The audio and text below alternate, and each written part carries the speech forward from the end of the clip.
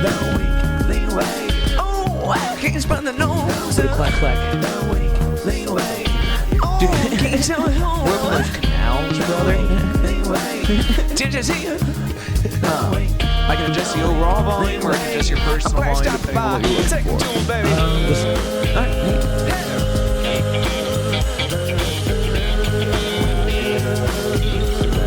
I have a lot of questions about that too. Did you ever buy new headphones? Not yet. The sound guy was not happy I made that question.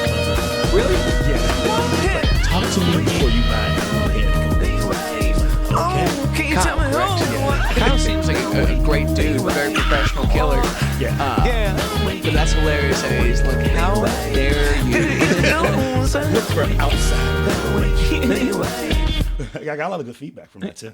RJ motherfucking Williams, what's going on, brother? Nothing much. Another day, sir. Thanks for having me. Absolutely, man. It's been a long time coming. Okay, it seems like the only thing we ever really do together is drink, and I'm fine with that. But I'm glad that we got coffee time today. Yes. So, let's start there. So, no horn players in my life normally will choose to go to headphones. I got one other sax player in my life that's made the jump. When did you first start playing with in-ears, and why? A couple years ago, mainly because our stage volume is so loud. So for those that don't know, playing a 13-piece band, there's 11 people on stage, and other people refuse to have in-ears. So the monitor volume is just rocking. Dude, I honestly can't stand that because when you think about the sound in a room, okay, here's the front of house doing exactly what it does, but making this just for us. And then here is the backwash of all your monitor volume, hitting the back wall, hitting every corner, and coming back and just phasing out some of the depth of what you do. It feels good on a lively stage, but it takes away from the audience's mix just inherently by putting all that out in the room. Yeah. And to be honest, I was scared because the ears ringing after a gig and quiet room, ears ringing loud, and I was scared I'm going to lose my hearing soon. Yeah. So it was more so just to cut out the volume from everyone else. And then it's like, oh, now I can't hear.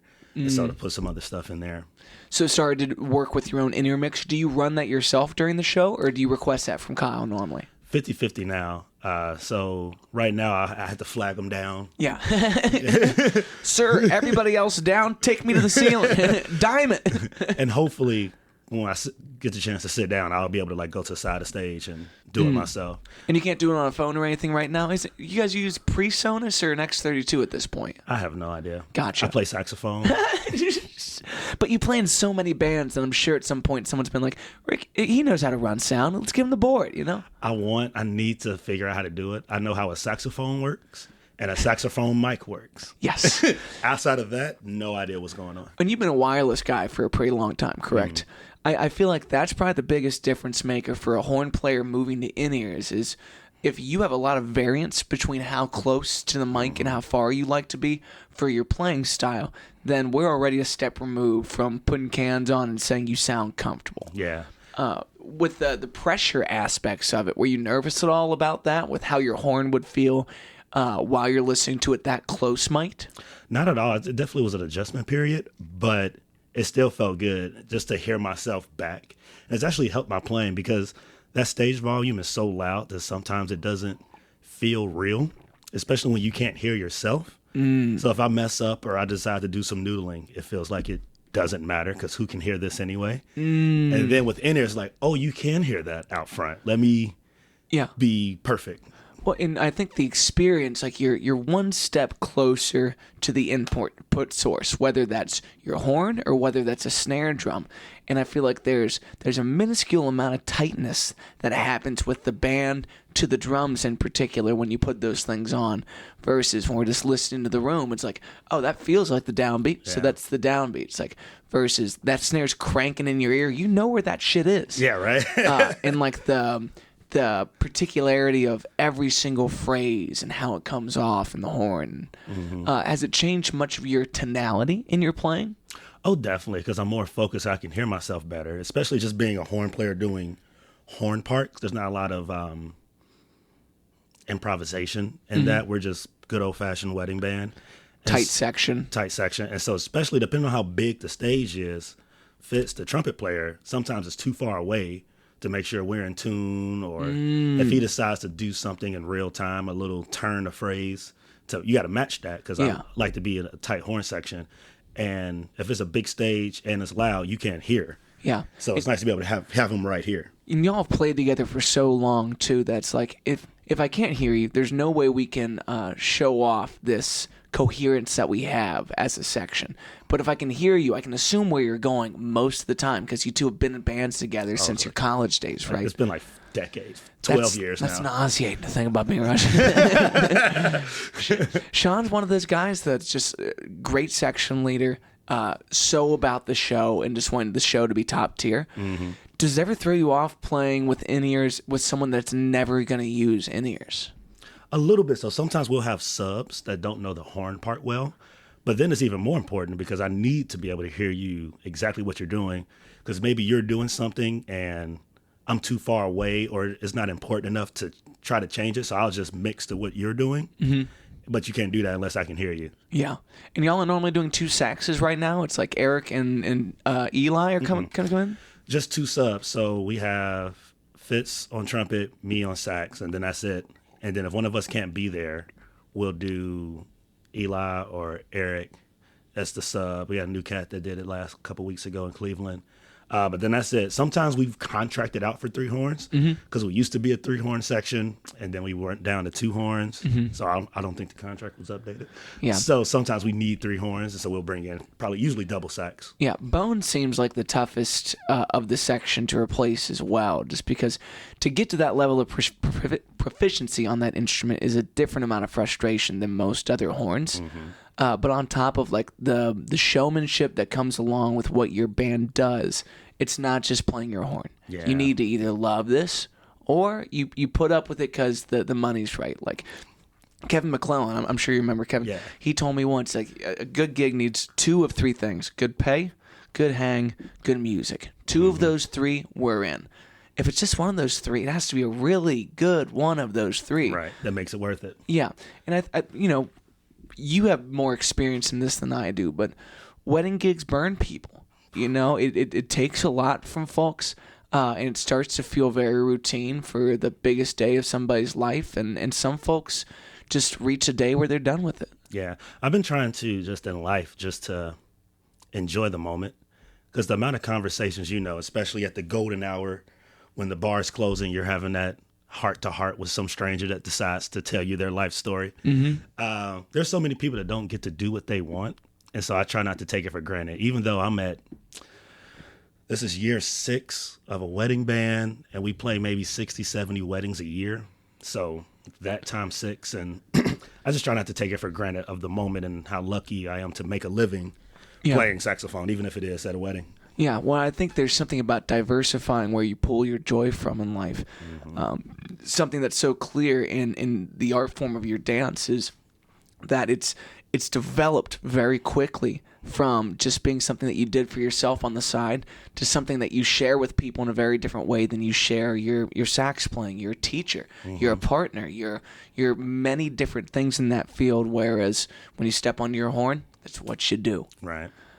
So how did dance kind of make its way into your life? So I was with my girlfriend at the time. This was in college. And she was going through some things and ended up starting swing dancing. And that just changed all the things. Just the mental health got better, like the cardio that's involved with it. And so one thing that I wasn't prepared for coming out of college, I played professionally for 4 or 5 years. Just playing, like not even teaching. And something I wasn't ready for was music used to be my escape and my love. And then it became my job, which kind of took that glimmer off of it. And I didn't handle that well, just doing music for a gig. And that left a void. And so I think people need a hobby and something, a job and a hobby. You got to diversify your mental space. So one day, my now instructor was subbing for the Latin band I used to music direct for. He doesn't play bongos, but I don't know if we just needed one. He just shows up one day, and he was like, hey, you obviously like the music, so I do this thing. At the time, it was the 86 in Clifton back in the day, about Great 5, club. 6 years ago. Yeah. Back when it was the current Top Cat space or the location before that? Before that. Holy shit. Yeah. I love the Top Cat space. I mean, a good the space. the 86 made that room as good as it's been. I like that Top Cats is there doing the shows. But that space felt like a coffee shop that did shows. It was Yeah. just very peculiarly on point, you know? That big long patio in the back. Yeah. And then the fellow that used to run that, Chris Human, I think, sweetest dude in the world. I mean, just really had an eye for a space like that could do many different types of events, but it was just a place to be if you needed to be somewhere. And so, yeah, he was like, we need some more dudes. We need some more young dudes. You want to give it a try? And I was like, yeah, why not? I need a hobby. The swing dancing went really good for her. Maybe it'd go good for me. And went to the hang, loved it. Ended up going to the class, loved it. 5, 6 years went by, and now I teach there. That's awesome. How difficult was it for you to take your musical background and apply it to something like that? Easy, really. And I see a lot of people lack that when I'm teaching because I already knew the music. In college, we did like some Latin jazz. So I already knew the background. I already knew the rhythm. And the hardest part that I think people have, especially people, non-Hispanic people that didn't grow up with that music, is finding the beat. I do not understand what's happening in some folks' head when like music is playing. But I view music and dance as math, you know? This thing's supposed to happen on this beat. It's quantifiable. Yeah. And so instead of pressing this button on this beat, I now step on this beat. And it just worked out well. Yeah. How much has that affected your playing, vice versa? Interesting question. Not so much. I think, if anything, it changed the reason you play. Because I think especially in jazz, sometimes you're playing for yourself or you're playing for other musicians. Like, how hip can I be? And sometimes you can get out of the box. Not that that's bad, but sometimes it's like, who are you playing for? As the person at the bar that doesn't have a jazz degree like you do isn't enjoying this super complex thing. And so dancing to music, to live music, made me realize I need to make this for the listener, not so much myself or how hip I can be. You have moments of that, like, hey, I'm a badass. But overall, this is meant to be listened to or danced to. So there's things you should or shouldn't do in an artistic space versus a dance space. Yeah. Well, there's something so interesting about the world of jazz on such a prominent instrument like sax or anything that's considered a lead instrument. Like you said, there's many moments where you're playing for yourself, but really what you make with the instrument is meant to inform the listener and to play with the listener's expectations. And when you can fulfill their expectations by either turning left when they thought you were going to go right or by going directly at where they hoped you were going, there's musical fulfillment in that once you reach a level of proficiency on your instrument like you have, the sex appeal is kind of gone with just getting the lick out. You know, it's not just running full speed at these things anymore and saying, yeah, I got it done. It's about telling them something that they could not hear somewhere else than right here, right now. As you've started to dig more into that catalog while you've been in your dance career, especially as you teach, have you found yourself taking on more gigs in that category to kind of cross-train the music? What, doing more like Latin gigs? I wish. One group I was in downsized, so I wasn't on like the Sauce on the Square stuff, which is okay, especially when I was working full time and get off at 5, had to be there at 6. It was a lot. But I would like to do more of it. That's such a large band, and people already have connections, especially traditionally speaking. The older salsa you do, the less woodwinds you have in that. Because old school salsa has 3 trombones. Or Really? Oh, yeah. Why? I don't know. Fuck's that about? That'd be a good question. Or it have like one screaming trumpet and a couple trombones. And It seems like the tootiest section you could ever hear, man. Like, oh man! But usually it's like one really good trombone player that's screaming. yeah. So it's basically trumpet, sax, trombone, but 3 trombones doing those roles. And so you just have one trombone just screaming the power. Dude, well, and the tuning phenomena of watching someone on a bone really get into the nuanced spaces where it's like at the beginning of the gig you set your read and maybe you make adjustments throughout, but it's kind of a risky call, so Yeah. it is what it is. Does a trumpet have a similar tuning mechanism to that, where you need to adjust your mouthpiece to be within a few cents of the rest of the band? No, I do not believe so. Don't call me out on that. But Yeah. I think it tunes more like a trombone, where you need to go note by note more so. And it's more about your omniture or whatever that will be. It's just so fascinating to think of how these how that group of instruments goes from the inception of the note, the pressure you're applying, to actually getting within sense of the rest of the section and doing that almost thoughtlessly at that point. Like, do you find that you enjoy playing with cats that have been in your wheelhouse more than playing with new horn players because of those small discrepancies? Oh, definitely. They don't listen. They don't. There's things. School is good, but there's things you don't learn in school. One of those is how to play in a horn section. That's something you just need to go to the court and just get your butt whooped by an old dude. Yeah. And you're like, I'm younger, I'm more athletic. Why is this old man whooping me? Yeah. And that's how I came up by some old school bands and just got my butt whooped on the bandstand by some older folks.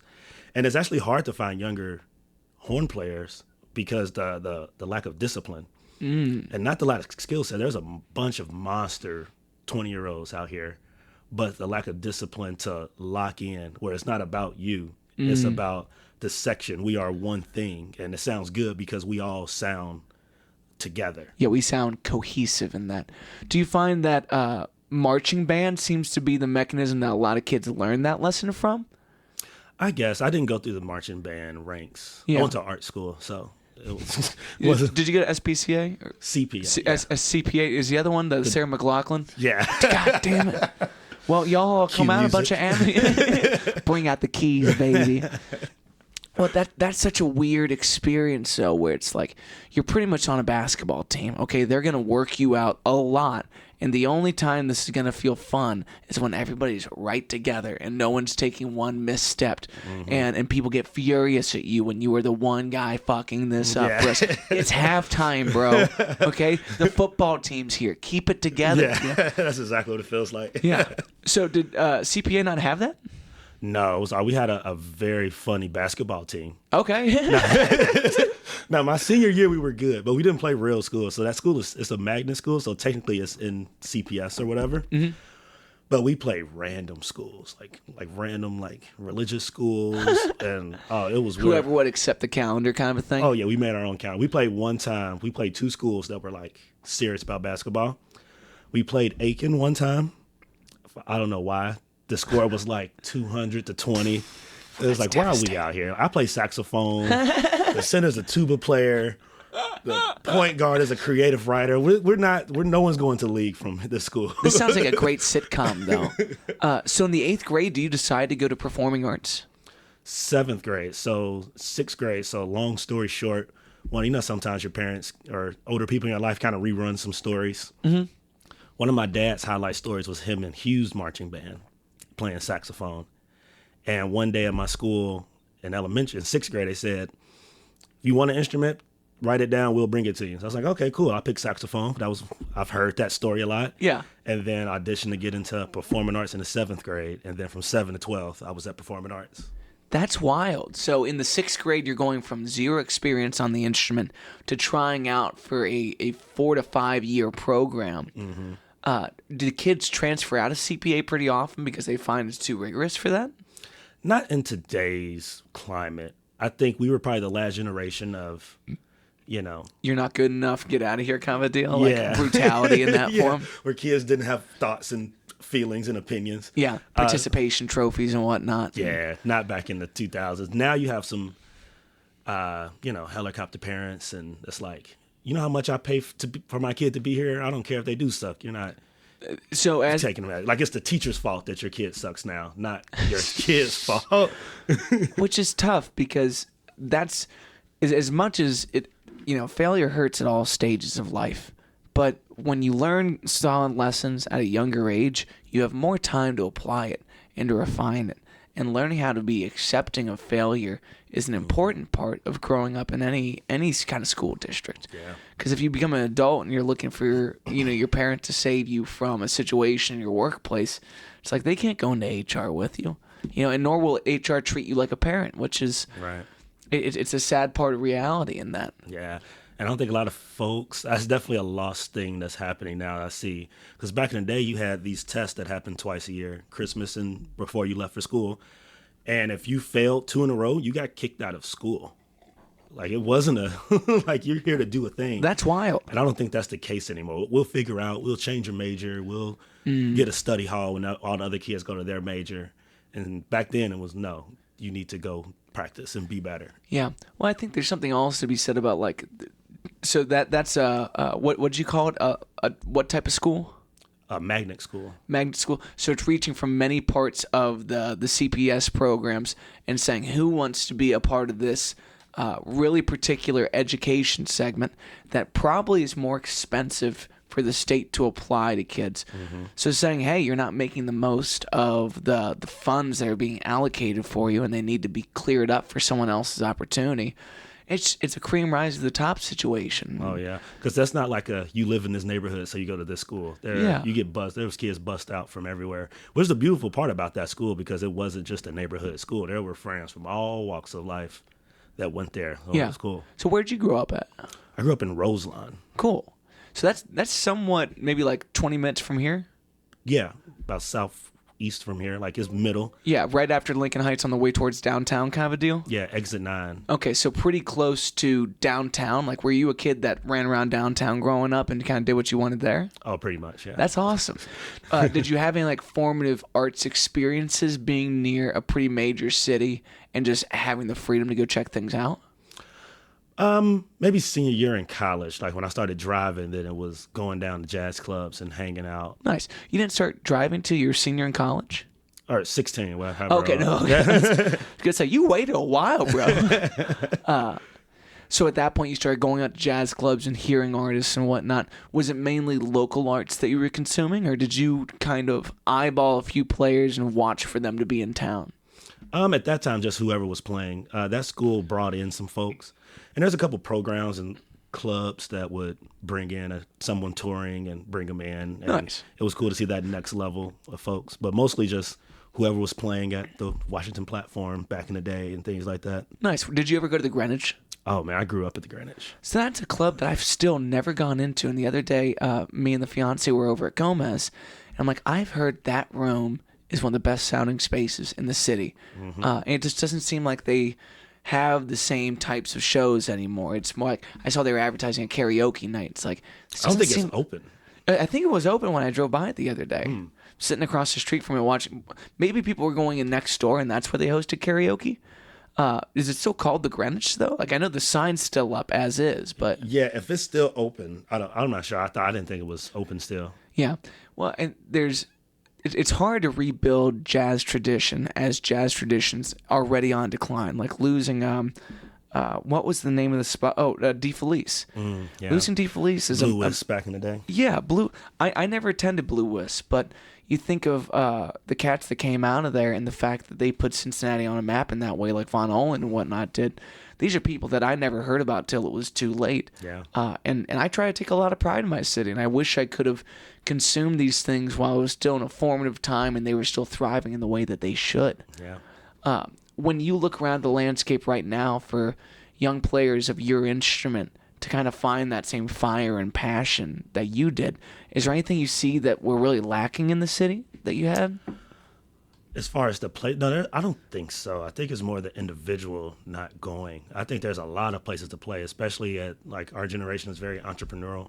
So there's places that shouldn't even have spaces that shouldn't even have music. That there's a 6-piece band in some of these bars and cafes. Totally. Well, and there's some unsuspecting rooms that have turned into really vibing spots. Like Revel is one of those spaces where first time I loaded in there, I went, this is a bad idea. Like, I do not want to go up these stairs ever again. And you ask about the elevator, and they're like, yeah, it's a rope pulley. And you're like, what are you talking about? There's an elevator there? Yeah. You didn't know that? No. They have a rope pulley. When you're on the stairs, on the left side is the original elevator for that building. And you have to crank that bitch. And it'll wear you out. You do not get anywhere quick. Like, it's like one of the most poorly designed mechanisms I've ever experienced. But it is there. It's the only thing that you have an option for. Quick side note. So being in a wedding band and playing all these venues, somebody needs to update the back of house. The front of these houses look beautiful. Like, Yeah. I won't say the place, but a very big hotel downtown. Front of the house is beautiful, eclectic, old school, hand carved ceilings. Back of the house is a train wreck. A service elevator that doesn't fit a goddamn thing. Not at all. We got these big cases. Even before that, trying to get down, so you got to get on I forget what you call it, to take your car down to the basement. And to do that. And then the building is so big and not organized, because back then it wasn't planned for that. Mm-hmm. So you come up and you got to weave your way through the building, like the event space on the third floor, but the freight elevator doesn't go to the third floor. So you got to go to the first or second and then like weave your way through the building to get to, it's a nightmare. Yeah. Well, also with a band of y'all's size, you end up being in these same like really high caliber rooms, but they're just inefficient, overall. And you got to deal with people making salads around you and acting like you're the jackass for rolling stuff through here. It's like, if you get booked, we get booked. Right. Or it's like when it's time to leave and everybody's trying to use that one too small elevator. There's 3 elevators. Only one of them work. and staff is trying to get out. Yeah. It's taking you, bitch. And there's like 40 floors in that building. Dude, it's nightmares. Yeah. But when you have when you've gone from being a horn player that walks in with just your horn and things get done, you don't even have a microphone, to being part of the team that takes the production in and takes the production out, what do you really see as like the difference makers between Sly Band and a band that has no production value? Like, what are the components that really stand out to you as worthwhile to folks? I think the organization. And I think we overdo it, to be honest with you. Our amount of production, we're blowing the city out to it's just too much production. Well, and there's no competition for the production, so it ends up being undervalued by clients, which is tough. Like things like the video wall and whatnot that are what you would expect if you said a top tier wedding band. If you really just closed your eyes and tried to envision it compared to what you see in Vegas and whatnot. Yeah. But because no one else is offering the half version of that or the step above, no one understands why it carries that price tag. Right.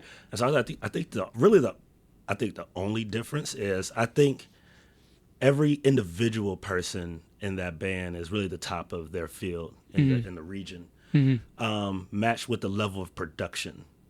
So I've been in some other wedding bands and from friends, and the music is great musicians, but the musical production of we don't stop. Like every song leads into another song. There's like no silence. Yes. For 3 hours. There's no thank you.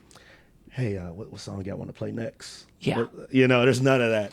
and when you're on different bandstands with other folks, do those moments drive you crazy because you have something to compare it to, or is it just something different? It's just something different. I just appreciate the moment that I'm in. Yeah.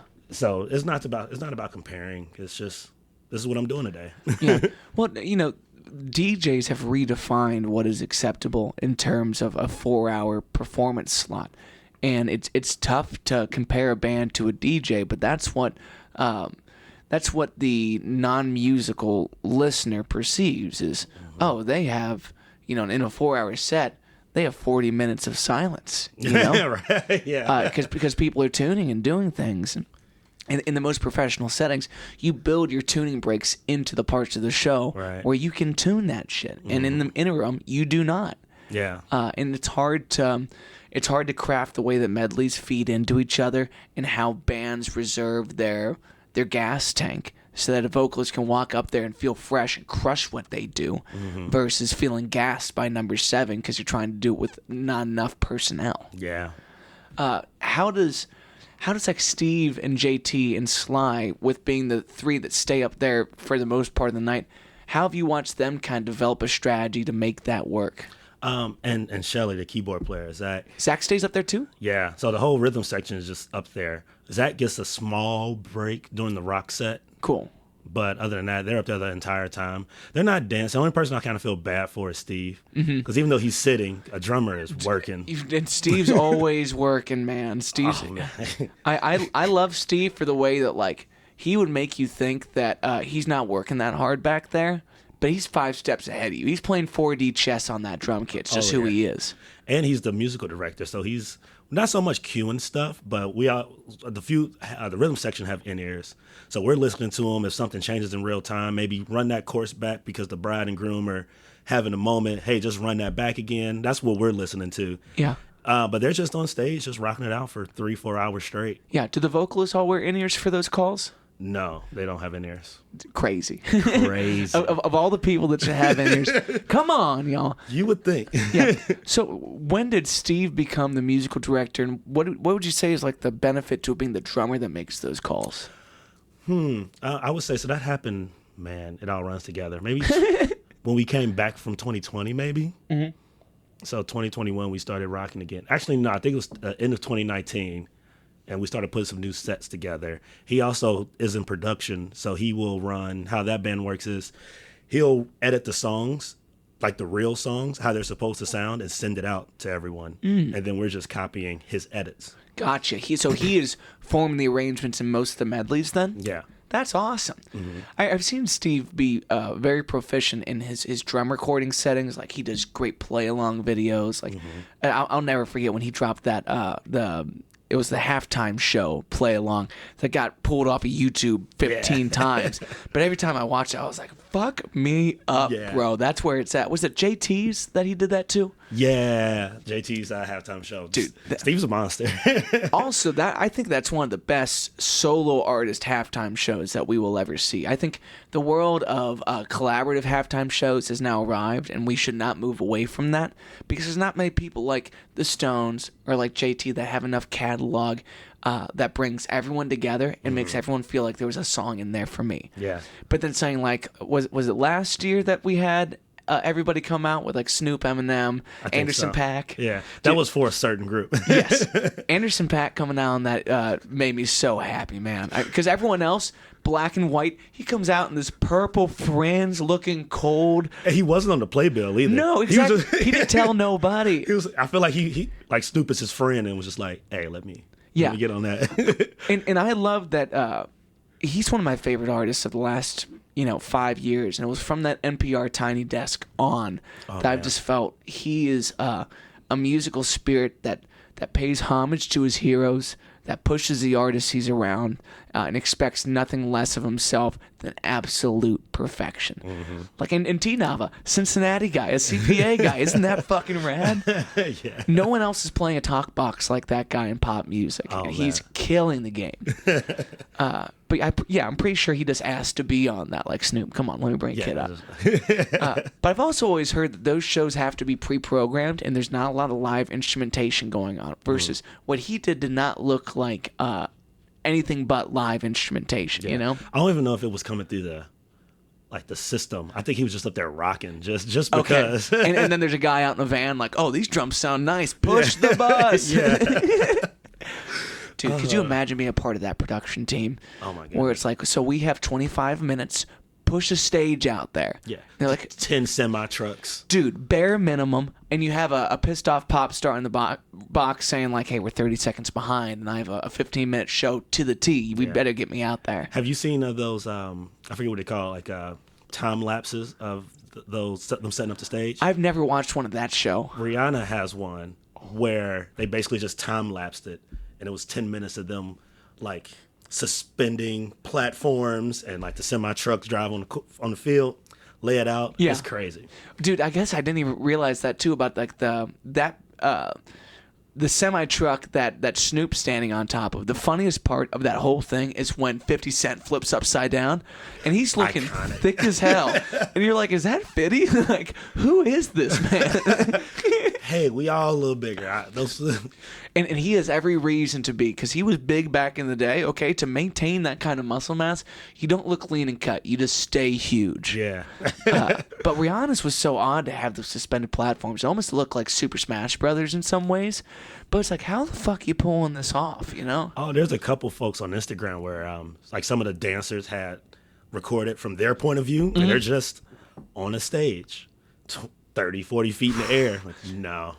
I could see you pulling that off. You seem like the kind of guy that during a wedding band gig, like, I got 5 minutes to rest. I'm going up a floor, and they're going to see me in the rafters ripping this. Like, I feel like I've seen one video of you doing that in particular. Yeah, but that's just a balcony. Yeah, not okay. a suspended. Free floating platform. First off, you got to have the nerves of, I'm in front of 50, 60, however big a stadium is. Yes. And also, I'm 50 feet in the air. Yes. I don't remember guardrails.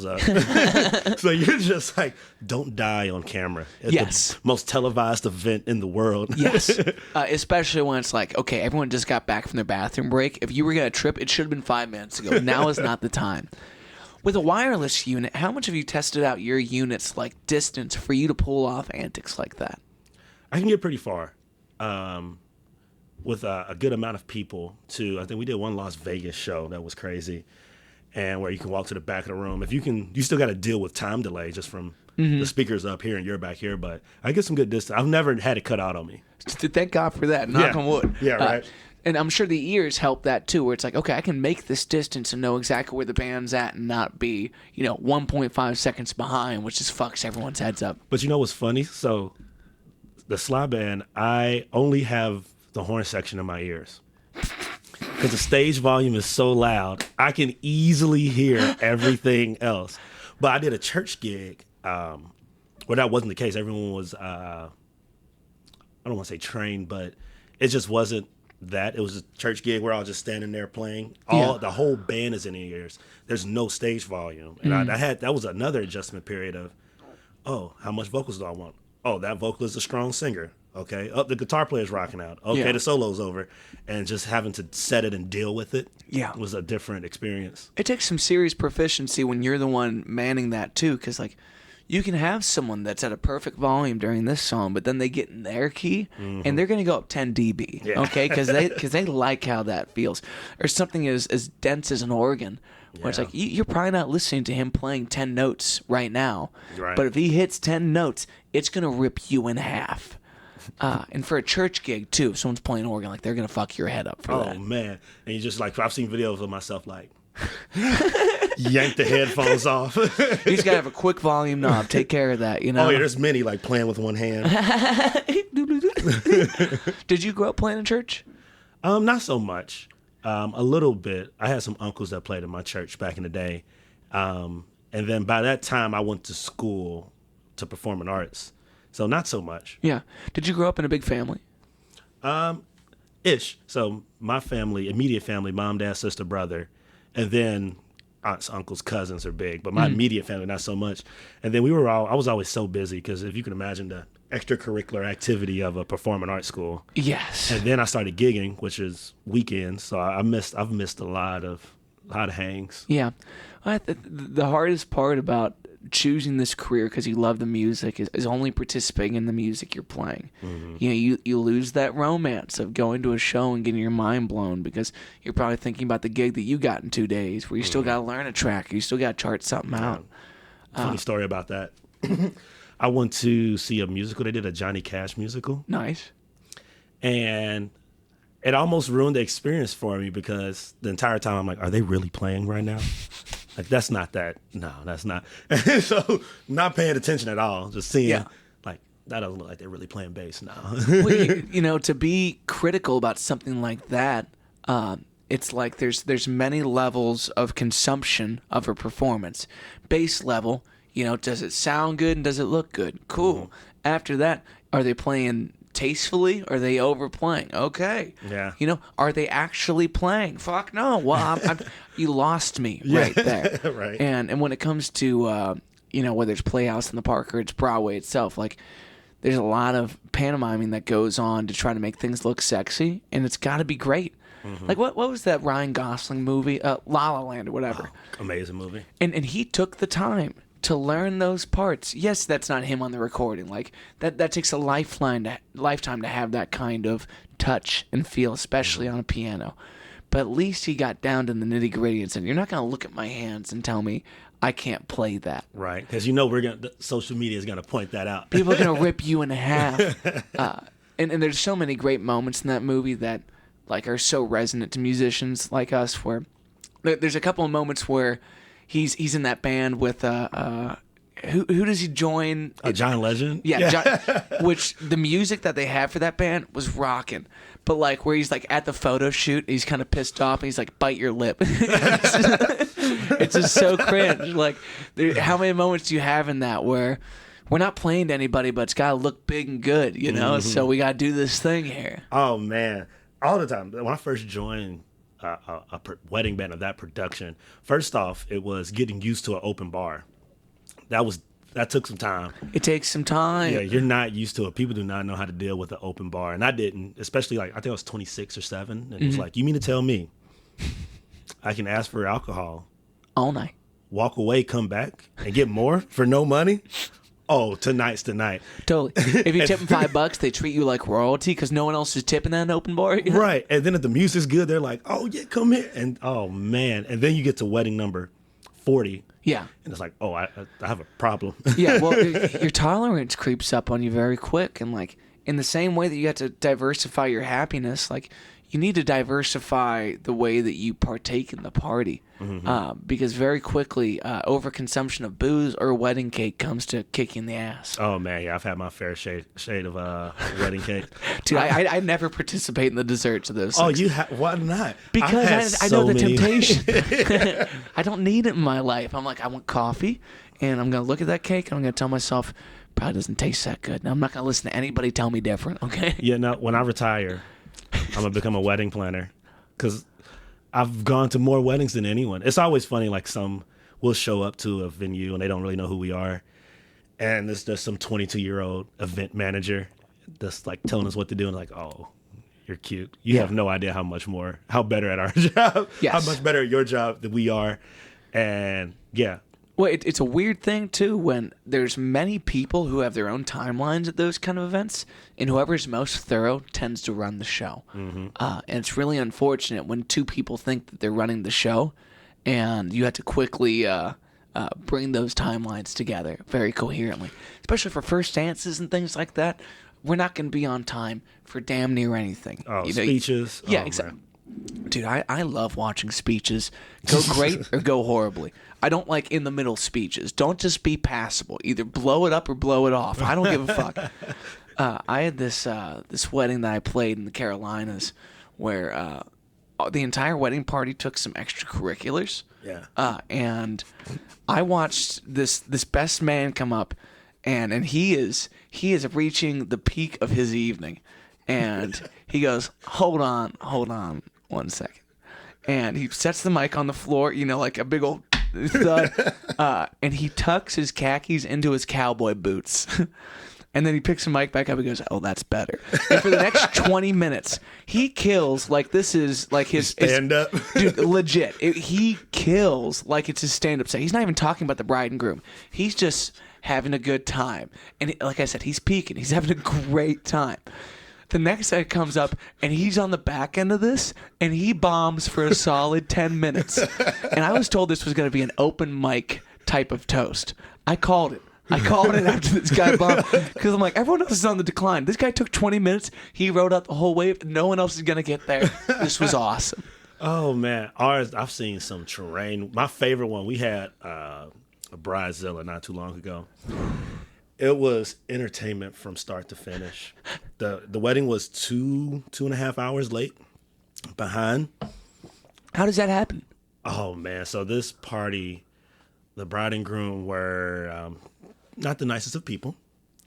Their wedding planner quit on them a week or two before, just like, whatever I'm doing is not this.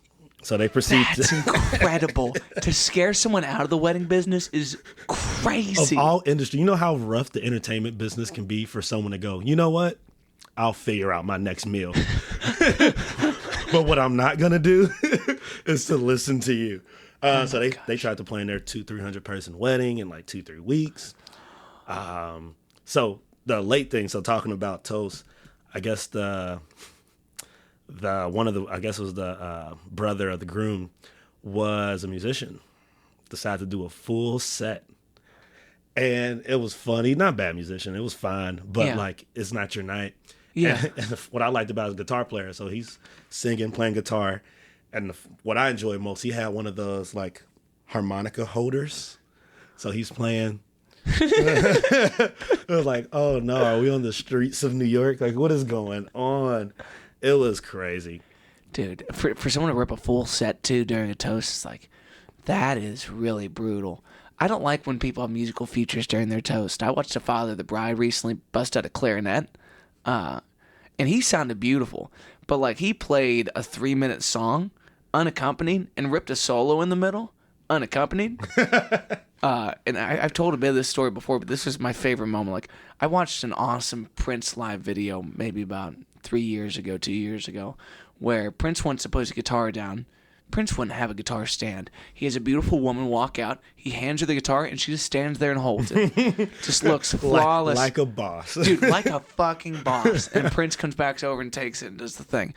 So this guy is given a mic stand for the microphone that he's speaking on and is eventually going to play into. He denies the mic stand and, like Prince, pulls a woman up from the audience to make her hold this thing out and rips the whole song in a solo. And, like, he's moving off the mic and whatnot. And, like, she doesn't know what to do. She's not going to follow him with this thing. It was absurdity, bro. It made me so happy. Oh, man. You know, in a perfect scenario, you only have one wedding, right? Yeah. And you would think they would listen to folks that have gone to hundreds of weddings, but not at all. Yeah. It's like the amount of times we had to say to someone, hey, I know you think this is going to look cool. It's not going to be a good idea. Yeah. And stuff like that where please don't do this. Yeah, big surprises during toasts are generally untasteful. It's like there's so much else going on right now that, like, your moment to shine is on your own wedding night, and you can plan that out 6 months in advance. Right. You know? Also the dancing. Maybe I guess I am biased because I'm a dancer. Mm-hmm. But just have 60 seconds. Or do it. The most organized I've seen is they did their first dances when plates were being laid out. But it wasn't a sit and watch someone poorly dance for a full 3-minute song. Yes. When people don't realize they don't want the 3-minute song until it's too late, and then you have someone during the middle of their dance being like, cut it, make it stop. And it's like, that's not the romance that everyone wants to see on your special day. Like, plan on 1.5 minutes, verse, chorus, fade out during the second verse, and we're cool. Yeah. But especially when there's a request for a live first dance, and they don't know that, and it's like, oh, if I'm gonna tighten this down and you're gonna tell me to play the whole song, you best believe I'm playing the whole fucking song. And you're gonna dance to the whole thing. Exactly. Because if you call me off and we're in the middle of this thing that we've been practicing, we don't know how to call it in the middle. Like, there's options. There's always an escape hatch here, but it doesn't come off smoothly. Mm-hmm. Yeah, we've had some. And it's not, because especially if it's a song that you don't normally do, and it's like, hey, we need you to learn. Especially, we're not the most organized, so sometimes we get those songs late, or sometimes people aren't the most organized. We've had that wedding that ran super late. They gave us their songs like the day before. And they want them live? Oh, yeah. Steve is patching in songs for, like, the drum pad, like specific beats and sounds, and it was wild. It was a wild situation. Yeah, and just because people are capable of doing so doesn't mean it's the right thing. Like, if you've been practicing, the worst is when someone asks for a certain dance, they want it live, and they've been practicing to the recording. Mm-hmm. And it's like the chances that this is going to line up on the nose. Yeah. And then, God forbid, we have to restart because you missed your first step. You know, you need to be able to pick up where we pick up in the same way as any other bandmate. You know, you're performing. Like, exactly. How does the world of private events and corporate events compare to the type of, like, dance events that you'll go put on in different cities outside of a normal 20-person class? Like, when you're doing Salsa on the Square or something like that, what's the organization required to adequately get people involved in this and give them the experience they want? More so, it's a little less technically sound. So, like, Salsa on the Square is more of a Latin Zumba class. Because what are you actually going to do, you know? If I ask you, hey, I want you to teach me how to play guitar, I only got 20 minutes. And you're like, okay. Stairway it is. Yeah, like, here's some BS fun stuff just to make you feel good. Yeah. If you really want to know how to play guitar, here's the class, and here's the not so fun way you learn how to do this. Yeah. And so, but it's fun. It's more so the showmanship for that type of stuff, especially you have a crowd of few 100,000 folks, it's more just entertainment and just fun Yeah. stuff as opposed to a class. It's still fun, but more personal because there's only 20 of us in here Yeah. and making it. Here's some fun stuff, but also here's a little tidbit of little tidbit of some real information to help you get better. Especially I teach level 1. Yeah. And so that's the most interesting level to teach by far. Yeah. And when someone's really struggling to grasp counting along to the music and internalizing that count so you can move into the steps, what kind of advice do you give people in that regard? I've gone through different stages of that. Honestly, it's homework. I used to feel bad for, here, let me do this for you. And I think sometimes teachers of anything you want your students to perform so well, especially if they care, that you're like, I'm just going to hand you everything. But sometimes, no, you need to go listen. And so I'll give them some tidbits, especially in our team practice, where like you've paid extra for extra information. We'll go, here's all the instruments. Here's what their roles are. Here's some things you're looking for. So dancers dance to 8, right? So musician would consider it 2 bars, right? And you try to say emotion, We're about to get to the end of this phrase. And so you lead up to the end of the phrase. That's things you're looking for or listening for. It's how you can tell where one is. The singer's most of the time, the singer's going to start on the downbeat. This instrument plays 1, 3, 5, 7, or this instrument plays 2 and 6. So you can figure out one based on all these things. But most of the time, folks are too in their head to like where my steps are to even get that far. So Yeah.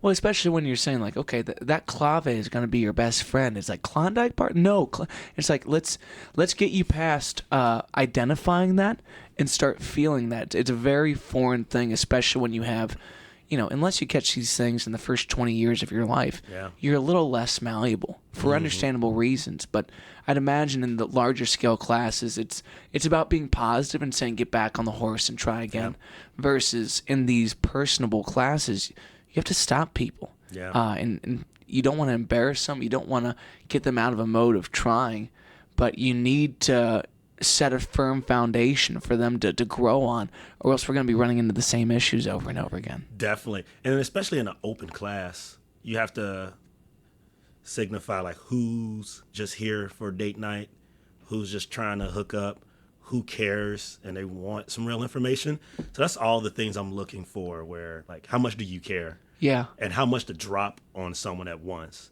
And so there's times where in order to get to level 2, sometimes level 2 is different than 1, but you have to get through your foundation before we say, okay, you remember that thing back then? We're going to change it up a little bit, but you have to get through that first. Yeah. Did you have any hesitancy with monetizing another one of your passions when it came time to choose to teach or not to teach? Oh, definitely. I started teaching because there was another teacher that used to live here, moved to New York for a while, COVID, came back and started doing his own thing. And he was at our studio first, eventually started his own studio. And there was just like nobody left. So I was like, yeah, I'll give it a try, make some more money. So that's how I got into it, just the next man up. But I was super hesitant because especially how music went, when music became my job, that sent me into depression of not having that. And then eventually dance was offered to be a job. I was like, oh, no, not again. I don't want to fall out of love with this. Yeah. But I was older. So I've been teaching since 2021. So 2.5 years, 3 years now. And just being older and more emotionally, mentally stable. And I've put more work into like figure out myself has helped a lot. And also I picked a new hobby. So I'm really into movies now. Cool.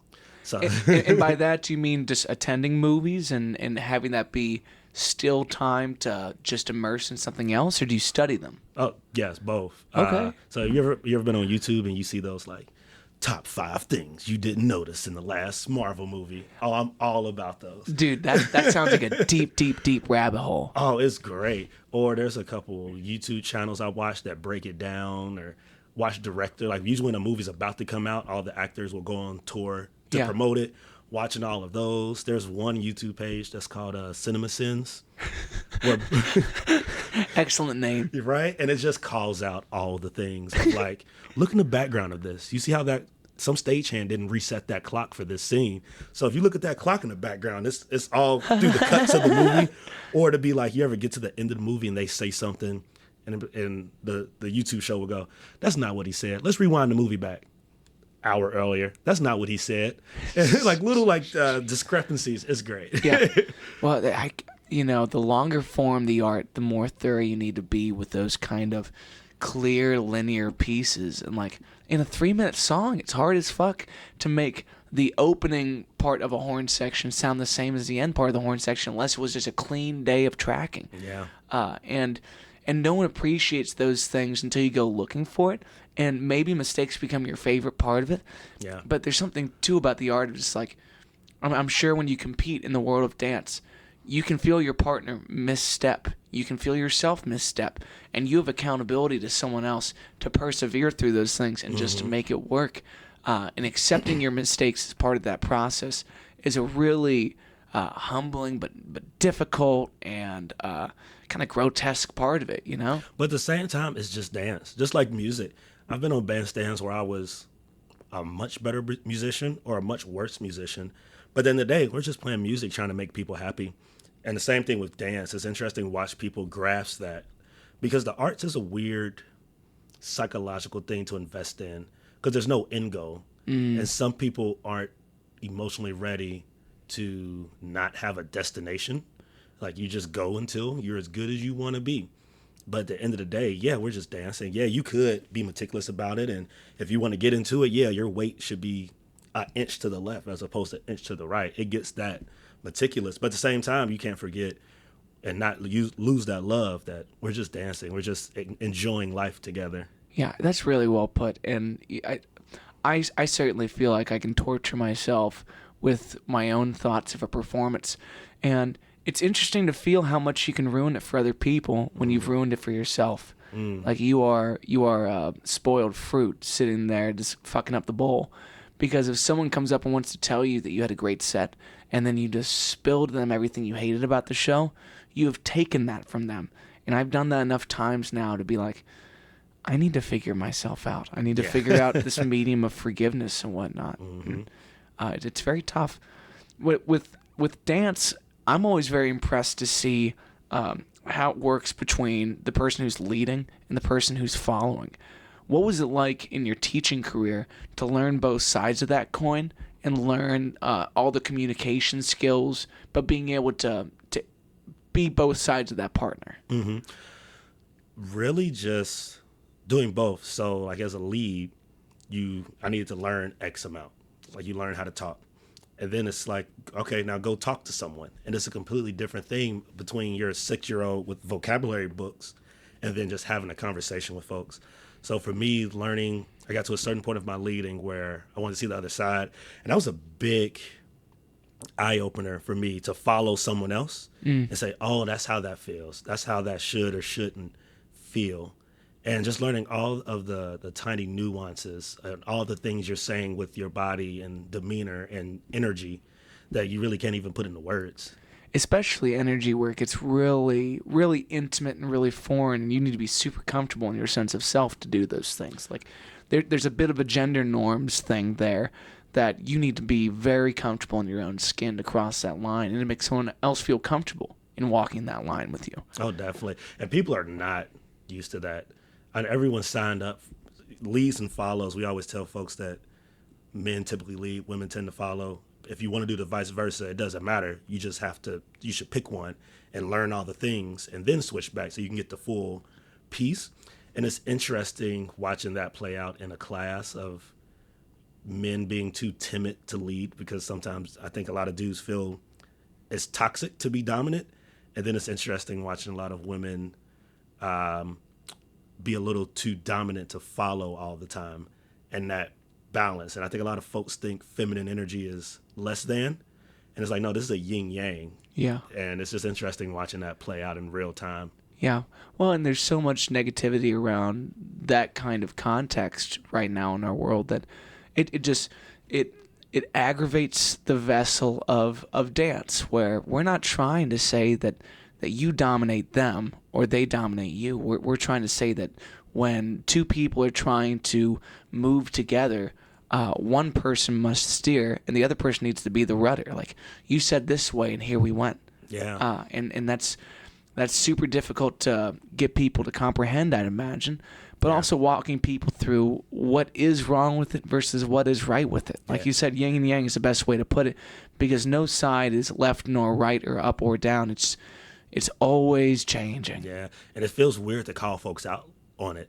Like, I feel so sexist and old school, like, you need to listen to the man. It's like, no. Yeah, but also someone talks, someone listens. Sometimes the follow talks, sometimes, and the lead needs to listen.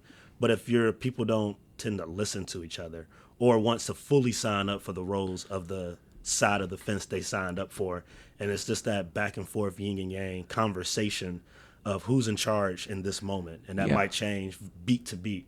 Do you ever find that you need to separate dance partners because tensions have arose and they're taking away from the experience for each other?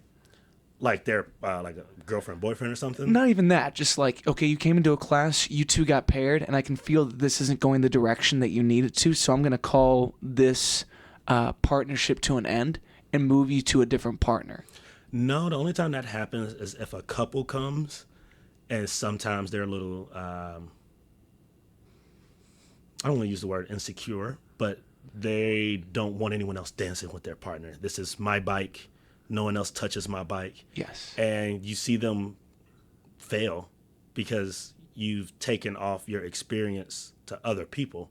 And that does, just because you're dancing with someone else doesn't mean you're going to go home with them. Like, dance has become very sexualized when it's really a celebration of life, that you're celebrating music and life and enjoyment with someone for 3 minutes. It's not about all the other things. And sometimes people come in with that, I'm going to lose my husband to some hot thing. Yeah, to some good dancing floozy. Yeah. And it's like, it's because you got tight heels, lady. Like, it's because you can't shake it.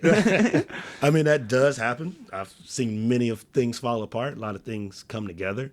But I don't know. It's just interesting to watch people cut themselves off from learning because of not being comfortable outside of the realm that they know. Yeah. Well, I think there's a level of romance that people go into that pursuit looking for, and it is a paired journey in that regard. So diffusing that when you may come to the first class with your partner and find that it does invoke this deep, intimate romance that's really productive for your relationship. But because it worked in that direction, you become even less secure in your partner's ability to move around because you see them having that same fun with other people. And that's a deep issue to try to help people let go of. You know? I don't. It's not your place kind of a thing. That's not my place. I always say you're going to learn more with rotating with everyone because everyone feels different. A lead to you is different than a lead I need to give someone else that's more or less sensitive or if different issues. When there's a couple like that, I'll say that and say, but if you don't want to, that's your right, and feel free to struggle together if that's what you came for. And how many folks do you find come into a beginner class as a single person trying to find that romance and just kind of fishing around in that regard like it's Match.com? I know. It's funny because I've been around, the times change, but I still stay there. And it's so funny. So the first day of class, so it's month classes. And the first one we do like a little, what's your name? How long you been dancing, if at all? And fun fact. And it's so funny to hear people, well, I just came here to meet new people. And like, yeah, next. Yeah. Oh, I just moved to the city and just want to get out. Next. Fun fact, I finger blast with the best of them. Yeah. I would love Excuse me, ma'am.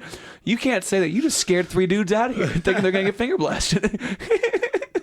It would be so much more entertaining if that was if we were just all honest. With true honesty, where it's like, I've been looking to tie someone's cherry stem with my tongue. You're like, oh. Oh. Thanks, Jim. Next person. Give me your name tag back. Get the fuck out of here. Right. Not in my dojo. No. What's adequate footwear for someone coming in for their first time class? What do people wear? So we tell folks nothing grip. So you want to be able to slip around in like a dress shoe or some Toms, some grass cutting shoes. Because what you don't want to happen is you have gym shoes on and you go to turn and your foot is so grippy that your foot doesn't turn. And now that's how you get knee and ankle problems. So you want to be able to slip around a little bit just to not develop that. Man, you may have just turned me on to a whole lot of reasons why my knees and ankles can sometimes hurt. Because I don't have any dance background in my life, but I like to shake my shit and have a good time when I'm playing. And there's certain shoes that do cause this chain reaction up the legs. Yeah. For someone that does it so often, do you have like an athletic shoe that is a low grip athletic shoe that you use for this? Oh, yeah. So there's a bunch of companies that offer dance stuff for dancers. Okay. And honestly, it would be great for everybody. There's some dance shoes that I wear just in my normal life just because they're built for comfort, but they're also built to like basically exercise in. So they're nice looking shoes that are built for you to dance in. And if those become your wedding shoes as well? Some of them, yeah. Yeah. Well, I'd imagine that those kind of go hand in hand. The uniform can be pretty cohesive in that. Like I have a pair of dance shoes that they look like gym shoes. They're all black, but they have on the bottom of them, they have a spin point, so you can turn without your whole flat foot on the ground. That's how you mess up something. Yeah. Instead, they have like a little ball point on your heel and like where the ball of your foot is, so you could turn easily on concrete or something. That's wild. So when you do have like a salsa on the square, it's like obviously these aren't dancing conditions. You're on concrete that has been pressure washed in the last couple of days. It's kind of grimy, but it still works. Or a bar with a sticky floor. Oh, God. There's been some times. Tell me about it, Ricky. There's been some times. There's a bar that our friend plays at every Sunday. Oh, yeah. And there's been times I've showed up, like I've played with him, not just sat in. So I'll get there when the bar opens at noon or whatever, and they play at 3. And I'm like, oh, it's Sunday. This floor, they didn't mop this last night. So there's just dried liquor on the ground. You can like hear yourself walking around. Oh, God. Yeah, It sounds like you're walking on duct tape. It's just like, it's foul when you think about it. And, It is. I was talking to a bartender friend the other day, and she was like, I don't do bar fruit because I've seen that side of the industry, and I just can't stomach it anymore. And I was like, I've been in bars for a long time, and I've never thought not to have the fruit, and you may have just ruined it for me right there. Yeah, likewise. I haven't thought about that either. Yeah. It's like, oh, fuck. I can also feel that way about wedding food sometimes. It's like, we're having filet mignon this evening. It's like, looks like you pulled that out of a vat that got shipped here from Nevada. Public service announcement. No food cooked in bulk is really that good. You really think you would ask any chef, hey, I need 200 steaks. You really think the care and any fucks went into 200 steaks? Yeah. We also need it all at the same time. So you think steak 3 is as fresh as steak 200? Do you know where you line up in that 1 to 200? That's so foul. I never thought about that, Ricky. God damn it. That's so foul. I was talking to a friend of mine who is a chef for weddings. And I was like, how much do you over prepare, like in case like some of these don't go where? He goes, I don't mess up. I was like, you saying that makes me assume you like to lie. Because who doesn't look at one of those going, kind of stuck a lot when I picked it up. Like, guess it wasn't ready, but hallelujah. Put it on the plate. Let's Right. move on. You got to write 200 straight times, I don't think so. right? No. I would say 40% of those are a little rough. Yeah, there's something about bulk where you do lose a lot of quality. But say la vie, that's the event. Yeah, that's fine. I've eaten many of wedding food, so Yeah. happy to get them. So as you've moved into having there's got to be a new hobby to reinvigorate that part of your personal life that's just for your own leisure and whatnot. And you found the world of cinema. Have you approached that similar to your horn to dance of I spend this much time on it every week? Okay, just as you need. Purposefully. Cool. Because I don't think I would be able to monetize something in the movie industry as a 30-year-old person, Well, I don't know that I would necessarily just monetizing it, but do you reserve a certain amount of time for yourself to do your leisure activities? Yeah, I try to go to movies once, twice a week. In theater? Yeah, in theater. I'm a member at AMC, so I do all the things. That's awesome. My little fast pass line, my nachos. Fuck y'all. What's your movie food? If I was going to go to a movie right now, I would definitely be a popcorn guy. I don't like candies and whatnot at this stage of my life. The sugariness just rubs me the wrong way. Mm-hmm. You give me a gigantic Coke, though, I'll ruin my life. I will be the toilet bowl being cleaned with that Coca-Cola. It's a problem. What about you? So food one is nachos. Especially, take this statement how you will. So I'm a lactose intolerant. So you just like to send it. Yeah, and there is no cheese in movie theater cheese. Fascinating. Yeah. So it makes me feel, I remember that time. I became lactose intolerant at maybe 21, 22, 23. Mm-hmm. And that was 7-8 years ago. And so movie cheese is like, I remember this. Yeah. Well, and at least it gets the same name, so it gives that nostalgic feeling. It's kind of odd and gross, but like, what did you replace most of your dairy with? Nothing. I do the almond milk and oat milk and non-dairy based milk. Other than that, I'm not one of those. You could just take a pill and thug it out. No, no. Like it sounds like my colon's gonna regret that. You know? Right. Your body is literally telling you, we don't want this. Yes. And I try not to force it. I can have. It's not super sensitive. I can have a slice of pizza. Yeah. But now I used to knock down a pizza by myself, and now I have a slice, which is probably better. Yeah. I can't have ice cream at all. That's a disappointing one. I miss cookies and cream graters. I grew to love black raspberry chip at Graters. It was one of those things I saw as a kid. I was like, that looks foul. And as an adult, I'm like, oh, I picture myself being in a home, straight toothless, wheeling my chair up and being like, 4 scoops, motherfucker. Yeah, just gumming some down. You didn't have to say that. You did. Especially anything with chips in it from Graters. Oh, yeah. Because we get a sponsorship, The big old chips. Because it's like real chips. It's like, oh, even honestly, and then guilty pleasure, UDF ice cream used to. Still slaps. It's still good, I'll tell you. Some good old fashioned cookies and cream, chocolate chip cookie dough. Yeah, but there chocolate aren't chip. non-dairy substitutes, right, for ice cream?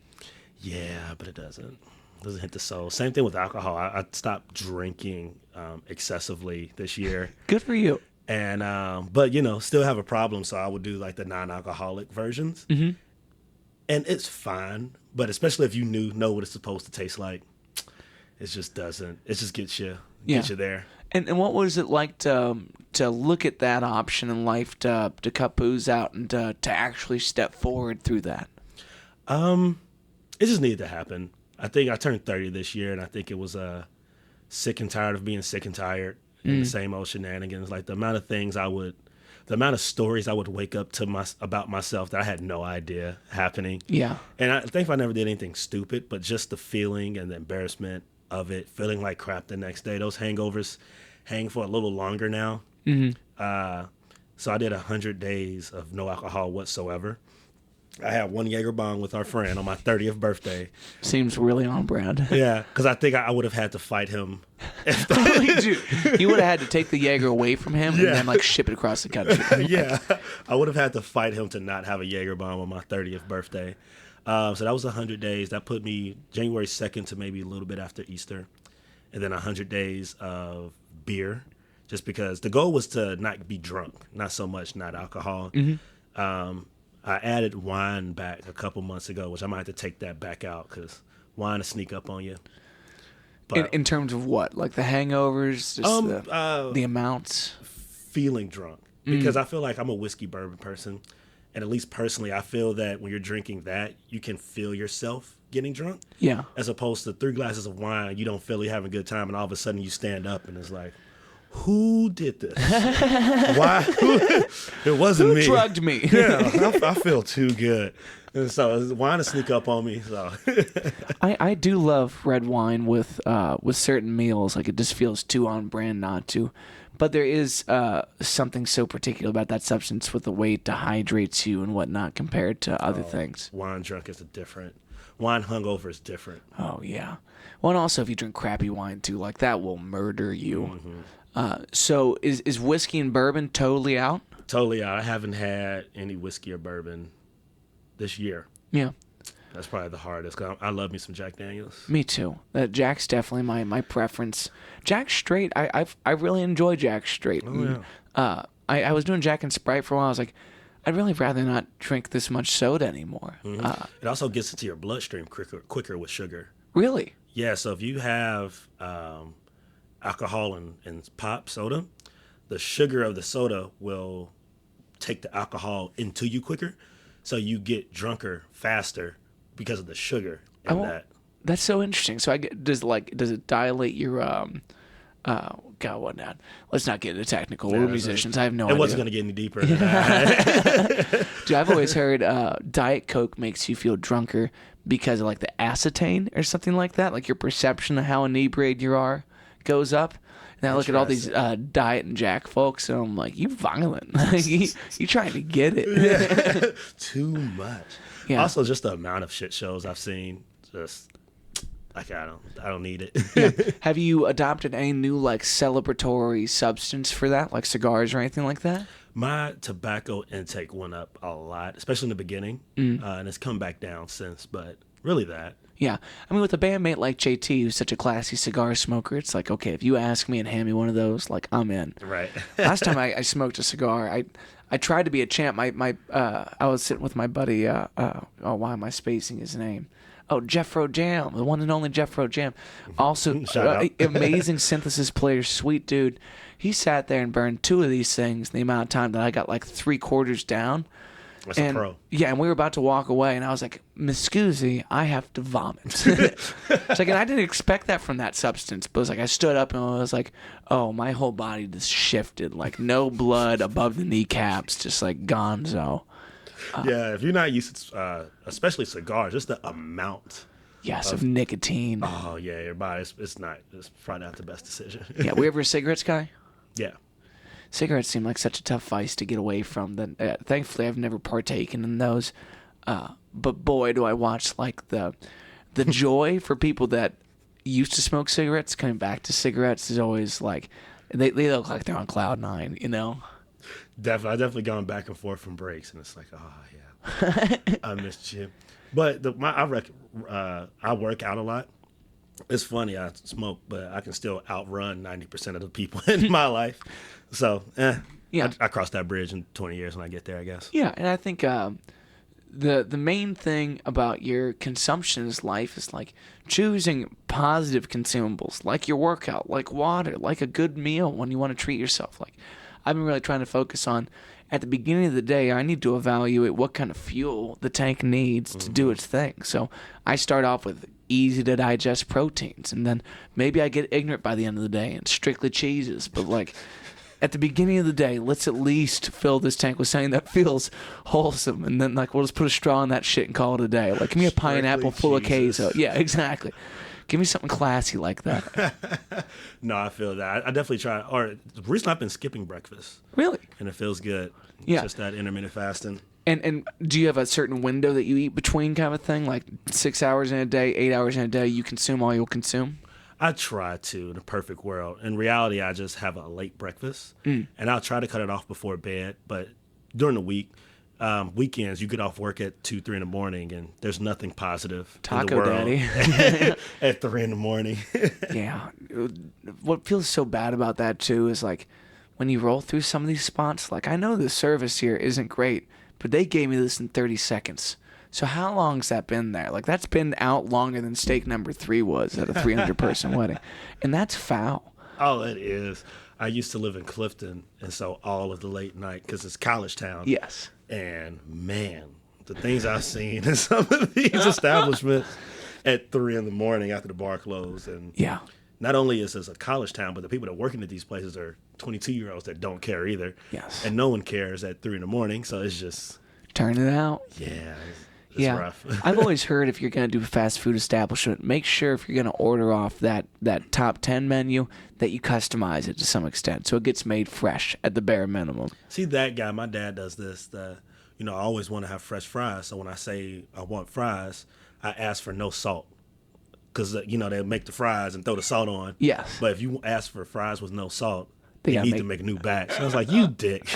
Dude, that's pretty brutal. But, if I'm coming to McNasty's at the end of the night, and you got to do what you got to do. Yeah, and also the amount of salt you're going to consume, if you just go for the Rough Riders at the bottom of their tin, it's like, it's mainly salt in those things. You touch that last fry and your whole finger's covered in something. It's like, that's wrong. But it feels so good when you get home. No. It feels so good. Not the next day. Oh, dude, I feel it almost immediately when I start eating McNasties. I'm like, that shit will put me in my grave. My favorite breakfast sandwich used to be White Castles. And at some point, my body just said, we're done. We didn't talk about it. This one day, it just didn't work anymore. Yeah, HR stopped taking those applications. Yeah. Like, you don't work here anymore. Yeah, Okay? if you're not going to do it. My boss says you're cool, but let me tell you, we're actually not cool. So let me tell you, it's like, I guess I don't do this anymore. Just getting older. Dude, our Jaeger bomb loving compadre once took me to a White Castle, and he was heavily recommending the chicken buttholes, and I was like, no, you saying that ruins me in such a different way that like every chicken nugget from here on out is now degraded to that. Oh, that's a horrible name. That wasn't on the name of it, right? Oh no, that's just what he called it. Yeah, that's just what he calls it, and then he's eating these things happy as could be. And I'm like, baby, you gotta stop. Don't do this. Don't do this. After a night of Jaeger. Yeah, I've made some bad decisions with that cat. Dude, what? And the Jaeger is, the Jaeger and the Red Bull hurts so much more than just Jaeger by itself. But I've grown a fondness to the Red Bull. That Monster won't even stroke my boat at this point. Oh, man. You know what's funny? There was one time that Red Bull was the only reason I think I got home one night. You want a wild drinking story? Yeah, please give me your best. So we had a gig in Oakley, the theater that's up there. Yeah. So we're in that little strip, and we're throwing them back. And at some point, I was already gone, but at some point he gives me a something nipple, buttery nipple. Buttery nipple, oh God. But I'm lactose intolerant. Oh God. I have never sobered up so quick of my body being like, SOS, we're about to evacuate the building. I've never just came back online so quick. It's like, here's some water, here's some Red Bull. So Red Bull, water. I lived in Pleasant Ridge at the time, so nice. 5-minute drive. Yeah. I make it home, wake up like, oh, did I destroy anything? Everything's in order. Everything's good. Later on that day, I went back to my car for whatever I was doing that next day, and there was a trail of stuff from the driver's seat to the trunk, like outside the car. Yeah. Which means I was driving while doing that. Because the wind, it would have gone straight down if I just did that at a red light. Yeah. But the fact that it was at a slant means I was driving and relieving myself out of the car. At the same time, I was like, "Oh no, I need to think about life. This is bad." And there was many dumb decisions after that as well. But yeah, I had a situation with a bottle of Jack Honey one time on a gig in Louisville, where thankfully I didn't have to drive home that night. I was in the back seat of my own vehicle. But I was like, initiate cruising speed, just put down the window, and I'm just waist out this window, just like, this is the time. Like, waist out, whole upper body out. I mean, I got that seatbelt to full length. I was super secure, but I was like, this needs to happen now, and it needs to happen outside the vehicle. What time of night was this? Late. Okay, that's yes. good. I would love to have seen that. No. I look like... Not even with you. I would have loved to not known you and been driving by. You're like, is that an American flag hanging? Oh, that's a person. That's a flamboyantly dressed person. I see. Waist out of a moving vehicle. Yeah, Spinelli's en route. You know, it was the Spinelli's that saved me. No. Great pizza. Oh man, yeah, a lot of bad times. Yeah. Well, but good, you know. There's such a large moving trend towards less alcohol in a lot of people's lives. I feel like hopefully our country moves away from our binge drinking ways at some point soon. Oh, definitely. I think it will, especially with legalization of other stuff. I think because younger people don't want to be healthy. Yeah. And the amount of bad things that come along with alcohol doesn't outweigh the good, other than you're not gonna be cognizant enough to know that you're doing stupid things. Like, it's gonna have a fun time. Yeah, and the dependency on alcohol creeps up on you much quicker than many other substances. Oh man, that was part of the reason so I got 100 days into not drinking, and then the cravings and stuff came by, and it made me reevaluate my relationship with alcohol. And it really came to uncover some other stuff, because most people drink for a reason. Like, there's a reason, just we're just having a good time. But when you get to that, you're at home drinking it, or you're drinking till blackout. There's something else up under that. And it got to the point for me where I was like, I'm unhappy. And the alcohol, I would just drink until I was happy again. And then you would get happy again because of X, Y, unhappy again because of X, Y, Z. And then you would drink to forget it. And then that was the really put me over the top to keep it together. Yeah. Well, and there's a destination. Like you were talking about, the ambiguity of art. Like there's so many unresolvables in our lives of things that you wish you didn't do, things that you wish you weren't in the current time. And it's hard to mask those concerns in your life. And you get better the same way you get sick. You do that a day at a time. But some people don't wake up to that fact till they're 55, 60 years old, and you don't have enough time to untangle this knot. Yeah. So a lot of people, unfortunately, take themselves to a very bitter end in this life, and that's so sad to watch. Yeah. I think definitely being a musician was the good and bad thing, because, you know, art could be whatever you make it. And I definitely felt when I was in it, you're in the environment to be in it. But then when I sobered up a little bit and watching the degrade of a room full of people, and it's like, I don't know if this is what we, even though we're celebrating someone, like still, why are you getting carried out of here? You know, like what, why are we going this far with it? Yeah. Why are we letting the bride sleep on someone else's table? Move her to the head table. It's like, at least. Yeah. Do you not have a seatbelt to keep her in that stool? Like, yeah, and that's so weird, too, when you are the sober person watching a room decline like that, especially in a room full of heavy hitters, where you watch the demeanor of everyone in the space just change. Yeah.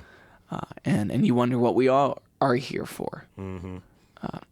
As you found yourself distanced enough for it and kind of reclaiming your natural happiness and things like that, is there any kind of mantras or anything like that that you really hold sacred and try to propel yourself forward with?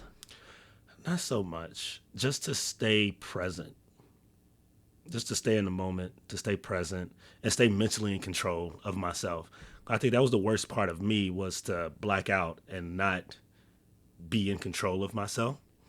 And I think, especially in weddings, to be present and be appreciative of wherever I am in a moment is just keeps me there. And knowing that a good thing leads to a good thing. So just to stay present and stay balanced. Yeah. Well, and I think when you start to feel the positive effects around you of you just taking care of yourself, like there's something really magical about feeling like at your best, other people want to do better for themselves. It's like we all have a tendency to want to fix things for other people and to not fix things of our own problems and leave things off to the side because I'm doing something over here with this person. I'm helping them out. It's like if you don't have 100% to give, then you need to back off and get yourself to 100%.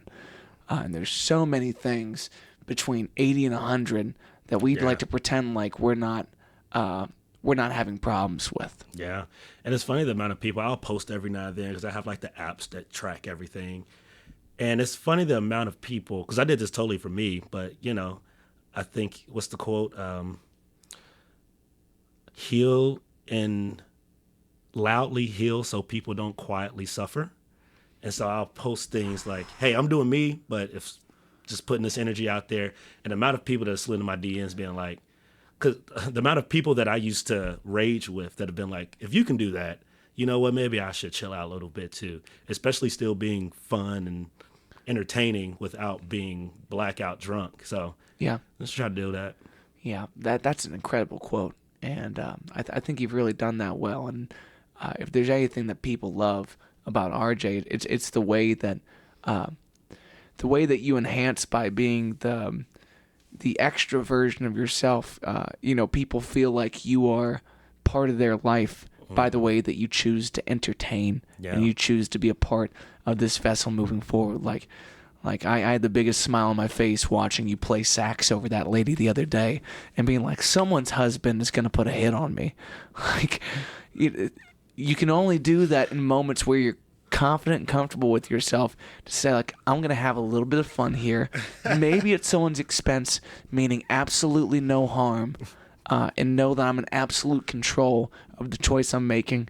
And with my best judgment, I'm going to say, this is going to be gnarly. Her husband, so I guess if anyone watches this doesn't know, so we had a show that had like maybe a 4-foot stage. And so I had a sax solo standing on the edge of the stage. A woman walks up to me and I bend down, which, listen, the squat, I'm most proud of the squat game. To be in the squat while playing, just knee game on 10. And the funniest part about that, her boyfriend, husband, partner was like just staring at me the whole time during that. And it's a long solo. And so I was like, well, I'm in this until the solo ends. And it was funny. I've had a lot of moments like that. Dude, as long as you don't extend the mouthpiece for her to use, I think everything's cool. I think it's pretty kosher.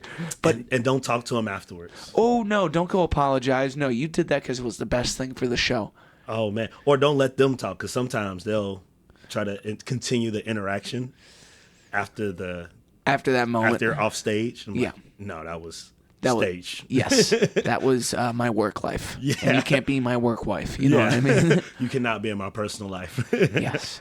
How many folks do you have from classes that see you as a positive role model and something that they want to emulate, trying to work their way into your life where you need to keep folks at arm's length and whatnot?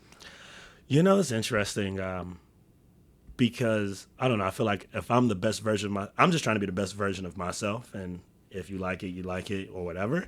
And it's interesting watching people resonate with that and wanting to be around me. And so it's interesting. I don't try to keep anyone out of my life to other part of my life. I have a lot of dance friends that'll come to gigs, or some music friends that'll come see me dance or something, or come down to the square and we'll hang out. I'm just doing me.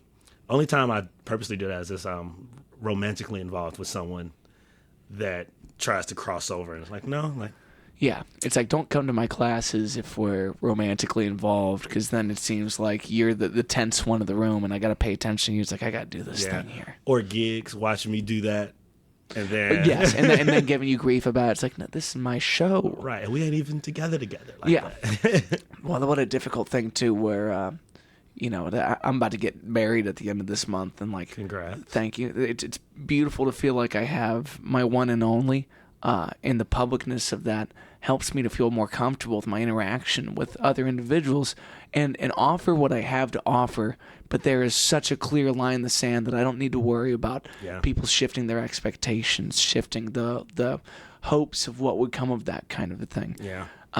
Versus when you carry yourself as a proud single man that is happy to lend your heart and time to people in many facilities of finding themselves, people start to overreach in that regard. Boy. And yeah, the conversations have to be truthful. I've always heard in yoga, and the first book of the Yoga Sutras is called the Yamas and the Niyamas. It's like the do's and the don'ts. And the first 2 chapters are, you got to be truthful and you got to be nonviolent. And then before you get to chapter 3, they stop and they say, sometimes those don't work together. Mm-hmm. If you want to be totally honest with somebody, you may have to hurt them. Yeah. If you want to not hurt somebody, you may not be able to be totally honest with them. And it is between those that you're going to get your best judgment, but they both need to be considered at all points in time. Mm-hmm. And that's such a tough thing when it comes to people searching for a partner for the journey of their betterment. People on the way up versus you find yourself sitting at 96, 97%, and someone trying to drag you down to their 70. Boy, listen. It's also the lack of happiness, the lack of fulfillment some people have.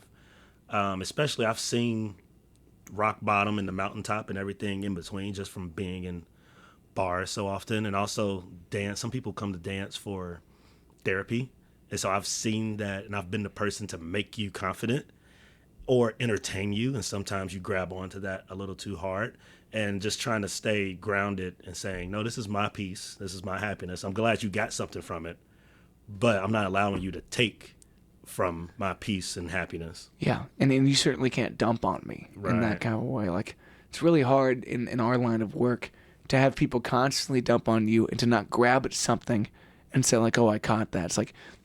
It's like going in the money machine when you're in grade school and you've been selling magazines. It's like, now go in here and grab some dollar bills. Yeah. Turns out those dollar bills cost $5 every time you grab one. Don't grab that shit. Just let them hit the bottom and get out of that thing. Right. Because people's pursuits of you can be so fickle and not intentionally malicious. Yeah, not at all. But they fall in that category if they've hoped that you would fix something for them or vice versa. Definitely. I find that a lot of people don't lead the life they want to, because I have a very especially social media, I have a very entertaining lifestyle. And I've definitely been approached by folks that, oh, maybe if I'm with that person, I will also be happy, and I will also be out at the places and at the shows and at the dance events. And it's like, yeah, but there's still going to be that boundary, that wall there. And I think people get selfish saying, I want that for myself, and just not allowing that to happen. Yeah, when we showcase the highest parts of our day, people get so flustered thinking that, RJ's life is so extravagant, so much fun. It's like, you weren't there for loading, you weren't there for the car rides, you weren't there when I woke up and my suit's sweaty and I got to put it back on again because I don't have time to dry clean it. It's a little too deep. My saxophone messed up, and so Friday night I had a little too much fun. It's a little wonky for Saturday, but you can't fix it, so you just gotta thug it out until Monday. Dude, that's brutal. What happens to a sax on gigs that starts to interfere with that? Just like, Listen, you are not supposed to dance with a saxophone. really? No, there's too much going on. All the buttons, trombone, trumpet, 3 buttons, 1 slide, not a lot of machinery. A saxophone, if you look at a saxophone, the amount of buttons and machinery on a saxophone, you really shouldn't be yanking it around. So joining that wedding band, my repair bills have tripled, doubled, just because you're not supposed to be shaking this piece of equipment. Interesting. And is it like keys get dislodged and now don't make clear compression against the body and whatnot? Yeah, something might get bent, something shakes loose. It's just screws, so maybe a screw, and that's just a wear and tear thing. Yeah. But because it's not meant to be shook, Yeah. screws will work themselves out. And you got to screw them back in or find them, or sometimes you just need to take it back to the doctor and just my tune gosh. up. And yeah, That's brutal, man. Well, it's almost like intonation on a guitar where it's like your open G and your G up an octave need to be 1 octave apart, not an octave and 13 cents, Right. because you're almost a half step into hell at that point. So you go ripping one night and it's like, ooh. right. Or you had an out of town gig and your guitar was in a trailer, and you don't have the type of guitar that can hang in environments. Yeah, none of them can. Yeah. Now you just got to deal with it. Yeah. Dude, unless it's carbon fiber or something like that. Yeah. One thing I never knew about horns is that they need to warm up to get to the right tuning. And it's like, same thing with like classic synthesizers. They need to acclimate to the room they're in. And then in a city that sees all 4 seasons, it's like, your horn's going to go through a lot this year. Or outside gigs, dealing with that heat, going from the air-conditioned car to a park that's hot, or Yeah. vice versa. Do you leave in case to begin the acclimation? Or do you, as soon as you get there, out the case, start to feel out the space? Yeah, I take a sax out and just sit it down. Okay, and come just give back it to time. Yeah, just to warm up, and then play some notes, so get some heat going through it. Yeah. So to warm it, just like your body. Yeah. You should probably stretch before working out, and once you get going, you feel better. Like that first step, that first lift at the gym is kind of sucks. Yeah. But then set 2, you're like, okay. Stretch 2, you're like, all right, we're getting there. Is there a specific stretching routine that you recommend for people to do things like you, like mainly dance involved, but also paired with weightlifting and whatnot? Not so much.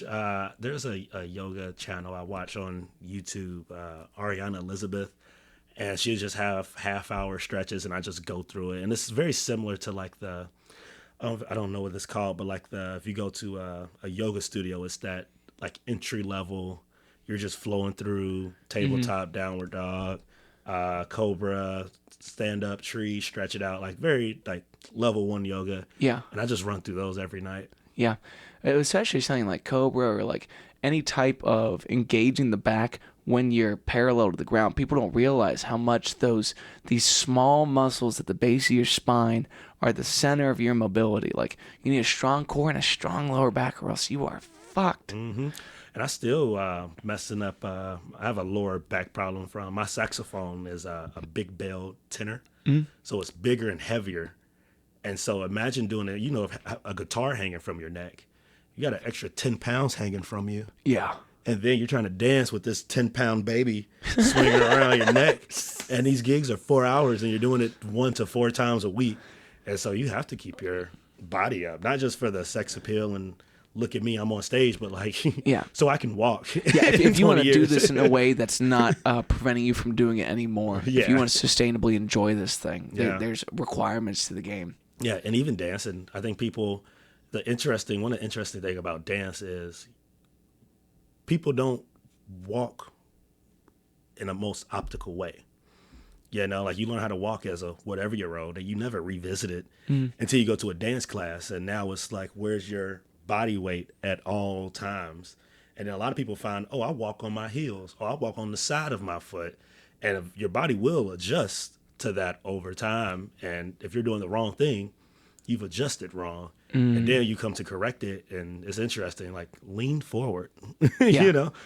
Well, in yoga, they always say like you're pressing through the 4 corners of your feet. You're like, the 4 corners? What do you mean? Yeah. And you think about where you place your pressure and make contacts, like the outer parts of the front and the back of the foot is a really hard thing just to wrap your head around, let alone to relax enough to do it.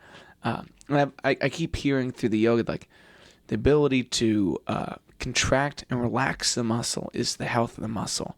And we don't realize that your whole day, your shoulders are so tense, you've never learned to drop into that part.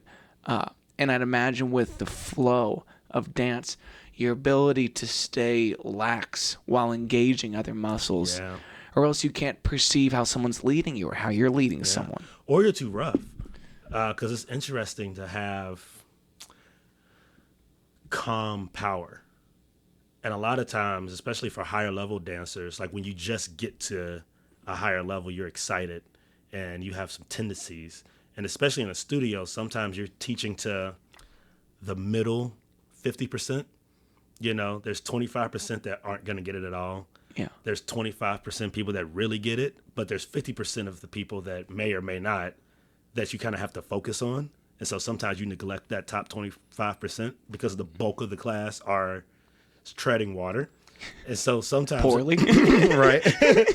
So sometimes you get to a higher level. I'm doing this, I'm training my performance team. We're performing in Denver. Cool. And at the end of this month. And it's interesting. So we'll dance and say, pause, don't move. Why are your hands up here? And it's like, I didn't even know. Relax. Now do it. You see how much easier that move was by you breathing and you being relaxed as opposed to forcing through it. So it's interesting. People like learning your body again as an adult. Yeah.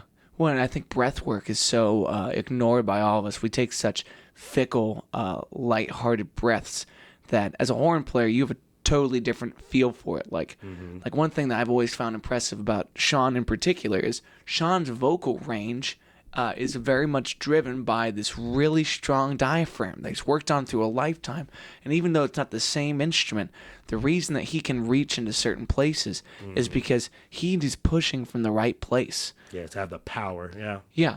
Or else you put all that in your neck. Or when you're dancing, I'd imagine like if you're taking these short, choppy breaths, you've taken your heart rate to a place that your performance is now suffering because your adrenaline's kicking in. And now you're panicking. Exactly. Even if you don't know you're panicking, your body is panicking. That's super fascinating. I've never really thought about that. That it's not just the mind that panics. It is the muscular basis of what you're doing. It's interesting watching beginners try to teach them about their body because your body does things that without you involved, you know, because your body's not going to let you fall. Even if you try to fall, like that takes training to be an actor and do a fall. Yeah, Chevy Chase. Yeah, there's mental things you have to get to not protect yourself. Yeah. And so talking about how you walk or how you hold your body, like there's one move in dance where it's a little different than how you walk. So your body rhythm is different, and watching people not be able to click out of autopilot is another interesting fact of move with purpose at all times, and watching people not be able to control their body. The amount of times I've said left foot and you move your right foot, it's like, that's a you thing. Yeah, dude, that's pretty fucked up, you know? Like, you need to be in control of you, and people are not in control of them. They're just on autopilot, you know? Yeah. Well, and it also brings up, like, do you really think you can multitask? Because it seems like you're just not paying attention. Right. And we're all guilty of that, because the rat race in the back of your head doesn't stop for nothing or nobody unless you stick your hand in there and pull that fucking rat out. Yeah, You know? for real. And then, like, heal the rat and put it back, because you got to be in this race, you know? Breathe, motherfucker. Breathe. You're going back in the cage now. Back into the rat race. Slams door. But for real, you know, I just quit my day job. Congrats. I appreciate it, man. Yeah. But at a certain point, you're just running this race, and you're like, why? You know? Yeah. Well, then we live in a world where you need to passively grow your safety net, because you never know how hard you can fall in this life. Yeah. And it's hard to feel like you work for every dollar you make, because the people that are really excelling in our country tend to be the passive income folks. Right. And in a career path that doesn't lend itself to learning how to do that in a manageable, sustainable way. You end up flipping penny stocks, trying to figure out why you're not rich and still not making enough money on your day-to-day to pay your bills. And that's extremely scary.